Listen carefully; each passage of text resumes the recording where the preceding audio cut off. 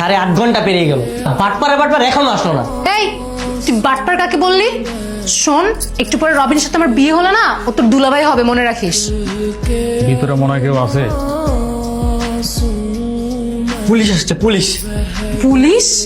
তুই পালা এখান থেকে তাড়াতাড়ি, অনেক গাধা, তুই খাটের নিচে লুকিয়ে থাক। আর শোন, এই একদম মরা মানুষের মতো থাকবি, আমি গিয়ে দরজা খুলছি। দরজা খুলতে দেরি করলেন কেন? আপনি কার সঙ্গে আসছেন? একা এসেছি পরনে বিয়ের শাড়ি কেন? স্যার, হানিমুনে আসছি। হানিমুনে আসছেন একা একা? আপনার কথায় তো আমি ভরসা পাইতেছি না। কোনটা ভালো করে তল্লাশি করো। স্যার, পাইছি স্যার। একদম কথা বলা যাবে না, নড়াচড়া করা যাবে না। নড়াচড়া করলে কিন্তু একদম গুলি করে দেবো। ঘটনা কি? স্যার, আমরা তো বিয়ে করতে এসেছি। কাজ অফিস তো নিচে। আসলে স্যার, যে বিয়ে করবে সে এখন আসেনি তো, তাই আমরা অপেক্ষা করছিলাম। মানে আমার সামনে জ্যান্ত দুইজন পাত্র পাত্রী দাঁড়ায় আছে, আবার বলতেছে যে পাত্র এখনো আসতে দেরি করছে। আসলে স্যার, কোনো কথা হবে না, একদম কোনো কথা হবে না। এখন আপনার কাজে অফিসে যাবেন, বিল্ডিং নিচে কাজে অফিস, সেখানে যাবেন। আপনাদের দুজনের বিয়ে পড়ায় দিব, তারপর আপনাদের কাজ শেষ। কিন্তু স্যার, ওকে তো বিয়ে করা সম্ভব না স্যার। অসম্ভবকে সম্ভব করাই হচ্ছে পুলিশের কাজ, আর সেটা আমি করব। যদি আপনারা এই মুহূর্তে যদি কাজে অফিসে না যান, তাহলে থানায় যেতে হবে। থানায় গিয়ে দুইজনরে এমন ভাবে বাস ডলা দিব যে একদম সাইজ হয়ে যাবেন। কি থানায় যাবেন না কাজে অফিসে যাবেন? বিয়ে তো হয়ে গেছে, প্রায় ঘন্টা খানিক হয়ে গেছে। আপনার লেখালেখিতে এত সময় লাগতেছে কেন? এসে আমার 12টা বেজে গেছে, না আসলেই ভালো হতো। এত কথা কি? না না, সাইন দেন।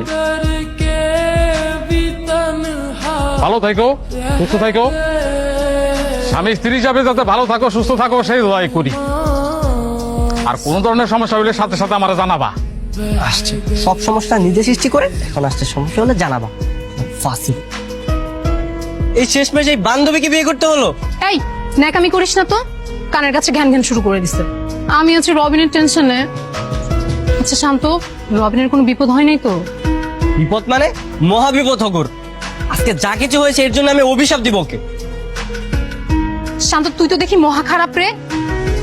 আচ্ছা শোন, এসব কিছু বাদ দিয়ে চল তোর বাসায় যাই। আমার বাসায় মানে? আমার বাসায় তোর কি কাজ? আমার বাসায় তোর কোনো কাজ নেই। ও মা, বিয়ে করলি আমাকে, এখন বউ নিয়ে বাসায় যাবি না? বিয়ে করেছি মানে এটা কি কোনো বিয়ে? আর তোকে বিয়ে করছি তাই বলে কি আমার বাসায় নিয়ে যেতে হবে তোকে?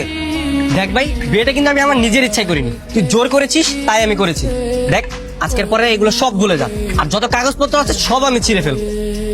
কিন্তু আমি বাসায় যাব কিভাবে? আমি তো বাসা থেকে আসার সময় একটা চিঠি লিখে এসেছি যে আমি আমার প্রেমিককে বিয়ে করতে যাচ্ছি, বাবা আমায় মাফ করে দিও। বাবা তো মনে হয় এতক্ষণে সেই চিঠি পড়েও ফেলেছে। সর্বনাশ, বাবা ফোন দিয়েছে। হ্যাঁ বাবা। ফিরে কই তুই? বাবা আমি তো জানি তো। তো বিয়ে কি হয়ে গেছে না এখনো বাকি আছে? হয়ে গেছে। যা হওয়ার হয়ে গেছে। জামাকে নিয়ে বাসায়, আর মানুষের কাছে জানাজানি হবার আগে বাসায় ফিরে আয়। ওকে নিয়ে আসবো? তো তুই তো চিঠিতে লিখে গেছিস যে ওকে ছাড়া তুই বাঁচবি না। তা এখন তুই ওকে ছাড়া আসতে চাস? আচ্ছা বাবা, ঠিক আছে আমরা আসছি। তোকে নিয়ে যেতে বলেছে। আমাকে বাসা নিয়ে যেতে বলছে মানে? আমি বাসা যে কি করবো? তুই তোর বয়ফ্রেন্ডকে নিয়ে যা। বয়ফ্রেন্ড পাবো কই এখন? বিয়ে তো আমার তোর সাথে হয়েছে। আজব, বললে আমার যেতে হবে নাকি? আমি যেতে পারবো না। যেতে পারবি না মানে? ঠিক আছে তাহলে চল তোর বাসায় যাই। আরে আরে না না না না না, আমার বাসায় যেতে হবে না তোর। তোর বাসায় যাবি না, আমার বাসায় যাবি না, তুই যাবিটা কোথায়?